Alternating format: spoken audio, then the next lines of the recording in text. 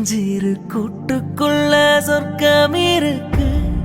அட சின்ன சின்ன அன்பில் தானே ஜீவன் இன்னும் இருக்கு.